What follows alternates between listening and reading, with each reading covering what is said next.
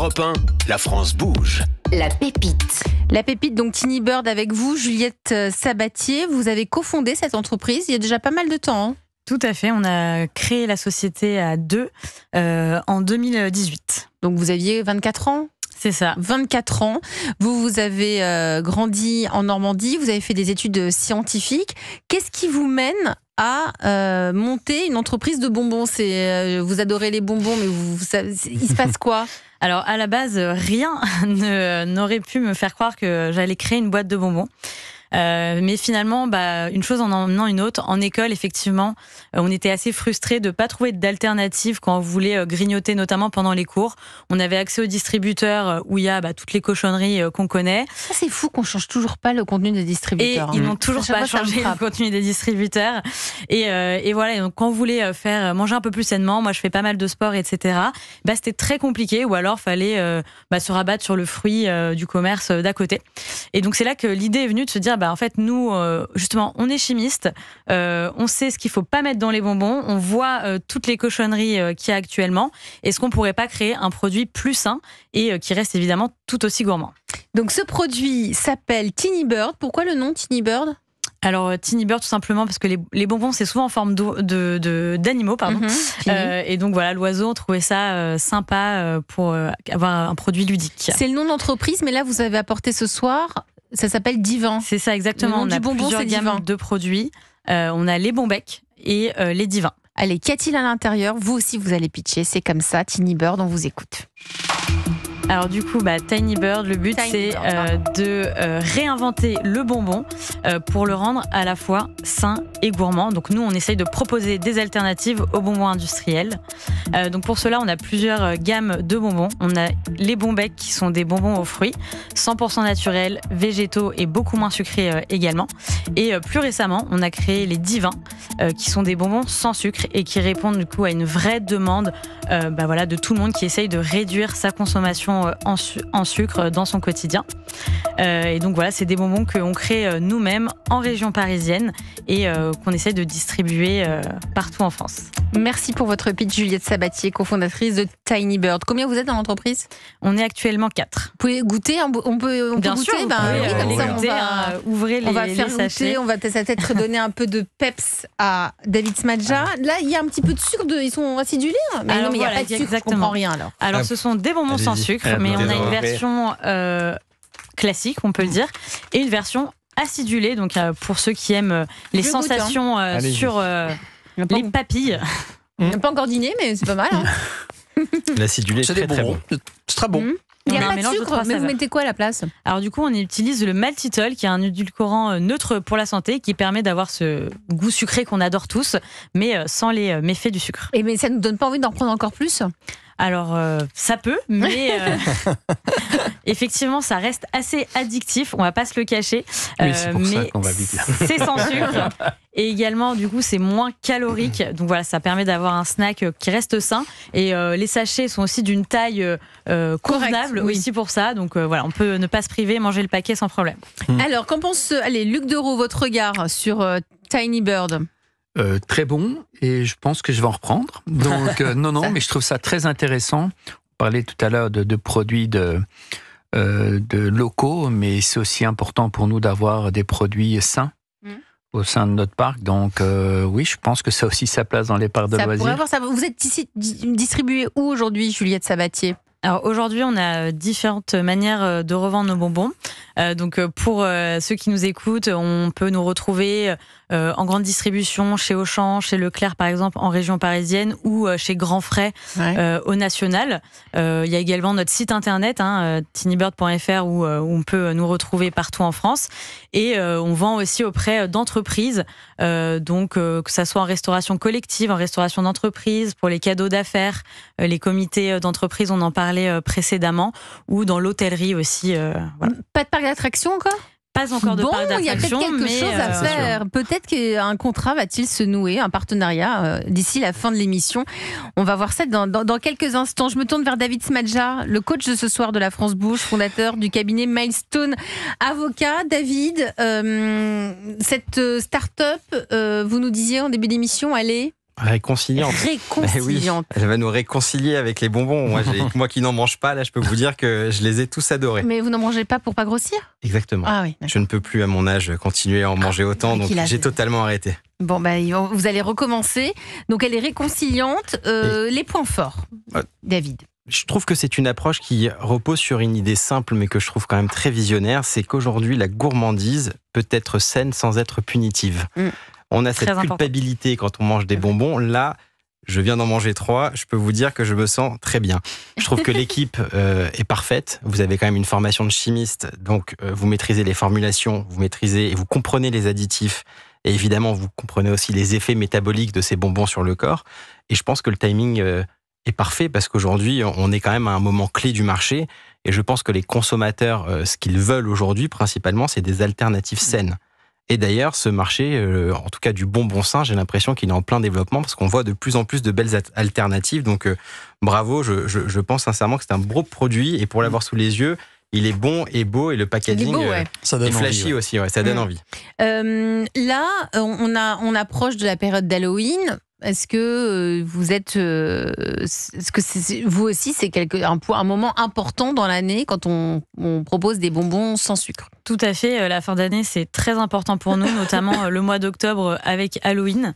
On observe toujours une grosse croissance d'activité ce mois-ci.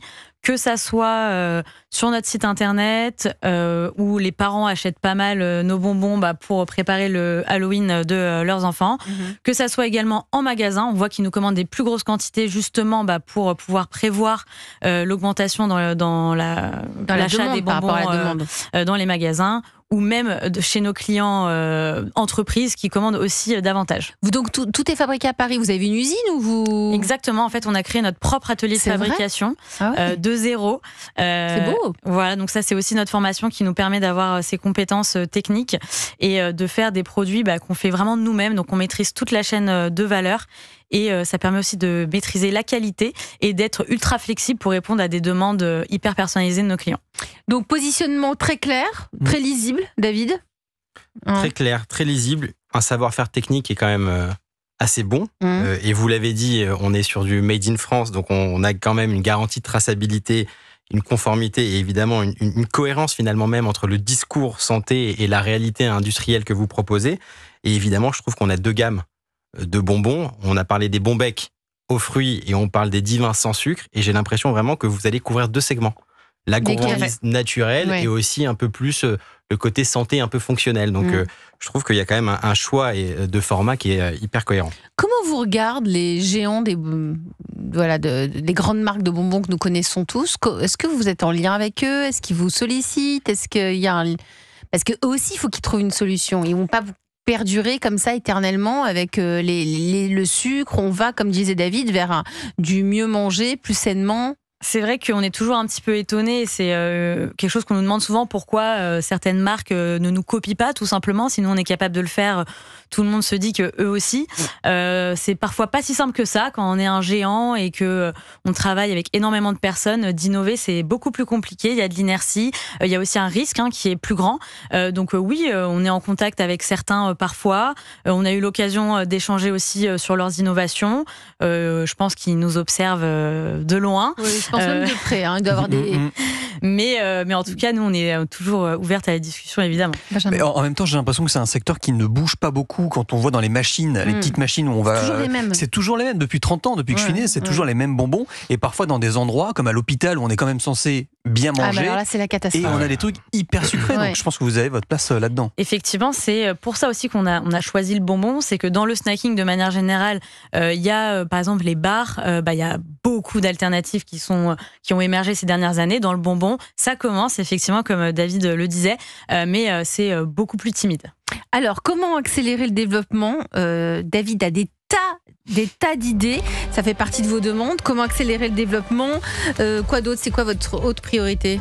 C'est ça. Je pense que pour tout entrepreneur, c'est souvent les 2 axes principaux. Ça va être effectivement la partie développement commercial. Comment mieux se faire connaître plus vite et vendre davantage. Et puis, souvent, on a besoin de financement pour ça aussi. Donc, la partie financement est aussi toujours importante. Vous êtes créé depuis 2018. Vous avez envie d'être acheté ? Alors, c'est une très bonne question.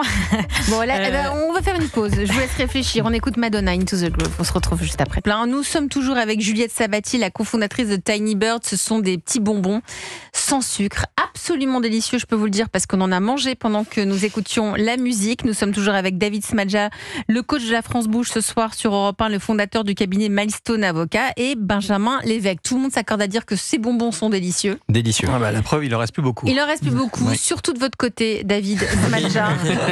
Évidemment. Juliette a besoin de se développer. David, comment faire pour que Juliette se développe? Mais avant, on lui avait posé une question. Juliette, votre rêve, c'est de vous faire racheter ou pas? Alors, je dirais pas que c'est notre rêve. Hein. Nous, on se développe pas pour être un coup de mode. On se développe pour être une vraie entreprise qui permet d'offrir des produits de qualité pour tout le monde et dans le temps. C'est d'ailleurs pour ça qu'on n'a pas fait des levées de fonds comme certaines startups mirobolantes. On essaye de se développer avec sérénité et pérennité. Mais après, comme tout entrepreneur, si une offre se présente, on l'étudiera. Alors, comment faire, David Smadja? C'est le moment de vos précieux conseils. Europe 1. Le réseau La France Bouge. Alors, comment aider Juliette? Mon premier conseil, c'est d'essayer de structurer une force de vente qui est aujourd'hui adaptée à la taille de Tiny Bird. Je pense qu'il faut opérer un déploiement progressif et surtout calibré. Et ça, on peut le faire aujourd'hui en s'appuyant sur des agents commerciaux multimarques. En allant chercher évidemment des circuits de distribution, y compris bio, parce qu'on ne l'a pas souligné, mais il me semble que les bonbons sont véganes. Vous n'utilisez pas de gélatine de viande ou d'autres cochonneries. Végétariens. Donc c'est quand même aussi un moyen d'aller diversifier les canaux de distribution, les concept stores, les réseaux de magasins indépendants. Et c'est vrai que beaucoup de ces agents commerciaux, qui sont des travailleurs indépendants évidemment, sont déjà introduits dans des circuits considérables et permettraient à mon avis de pouvoir développer la force commerciale. Et évidemment, je pense que vous aviez parlé de B2B. Il faut continuer à accélérer le développement B2B parce que je trouve que vous pouvez devenir presque la confiserie officielle du bien-être en entreprise quelque part. Et vous pouvez continuer à développer des offres un peu corporate santé, comme je les ai appelées, que ce soit pour des événements internes, pour des welcome packs ou ce genre de choses. Et évidemment, créer des partenariats avec des marques de sport ou de santé. Ou même des clubs de sport. Totalement. Moi, j'ai écrit Basic Fit, Decathlon. Enfin, je pense qu'aujourd'hui, c'est typiquement, moi, quand je vais à la salle de sport, je n'ai pas la possibilité, à part prendre une protéine, d'avoir un petit plaisir. Vous prenez la on poudre, prend des choses qui sont généralement absolument pas. Franchement, c'est pas bon en plus. Non, c'est pas bon. Ouais. Donc, on va prendre du Tiny Bird.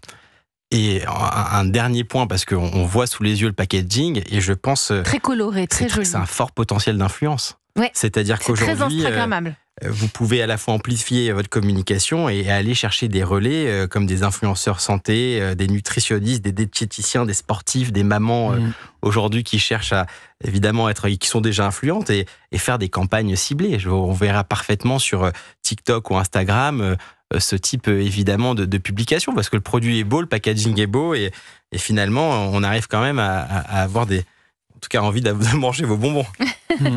Benjamin. Alors je suis pas coach, mais à votre place, moi j'irais aussi voir du côté des dentistes, parce que c'est un bonbon qui est sans sucre, donc pour éviter les caries, il y a l'Union française pour la santé bucco-dentaire et qui peuvent préconiser aussi vos bonbons sur leur site internet. Ils nous donnent toujours des dentistes. Dans les salles d'attente, ils nous donneraient pas des bonbons. Ça serait pas mal. mais c'est très juste ce que dit Benjamin. Il y a de plus en plus de dentistes qui se spécialisent dans la pédodentisterie, c'est-à-dire dans tout ce qui est dentiste pour enfants. Tout à fait. Là, vous mettez ça dans la salle d'attente, je peux vous dire qu'ils vont avoir envie de revenir. Hein. Ouais. Effectivement. Il faut aller les voir, ces dentistes. Très juste. Très belle idée. Très très belle idée. Aujourd'hui, comment vous arrivez à vous développer, à faire tout ça? Parce que vous êtes dans les circuits de distribution un peu classiques. Hein, vous nous avez dit Leclerc, la grande distrib. Je me tourne vers Luc Dereau. Est-ce que, parce que je vous voyais parler, vous dire tiens, pendant la chanson, peut-être qu'il pourrait faire quelque chose. Pourquoi ne pas faire, et je ne sais pas si c'est possible, ces petits bonbons à l'effigie de la mascotte de Walibi Rhône-Alpes? Je dirais pourquoi pas. Alors, est-ce que c'est possible, Juliette? Vous avez déjà vos moules qui sont tout préparés? C'est tout à fait possible. On est dans la capacité de proposer des formes personnalisées, des packaging personnalisés pour justement des événements spéciaux ou des entreprises, justement pour refaire leur logo ou leur mascotte. Au contraire, on adore et c'est tout le côté cool aussi de ce métier de pouvoir développer ce genre de produits. Rendez-vous pris. David, vous voulez ajouter autre chose? Moi, je continue de manger des bonbons tout à l'heure, donc tout va bien. Et je pense aussi qu'il faut essayer de développer du contenu éducatif et pédagogique sur le sucre. Parce que finalement, on entend peu parler de cette alternative-là. Par contre, on voit tous les jours des influenceurs, des médecins qui nous disent le sucre. Mais là, il faut faire du contenu et éduquer un petit peu sur cette formulation et sur cette nutrition que vous proposez. Oui, tout à fait. Vous reviendrez nous en parler. Puis surtout, si un contrat est noué, nous, on veut être au courant. Parce que c'est un peu le but de la France. On vous enverra des échantillons. Ah bah oui, au moins.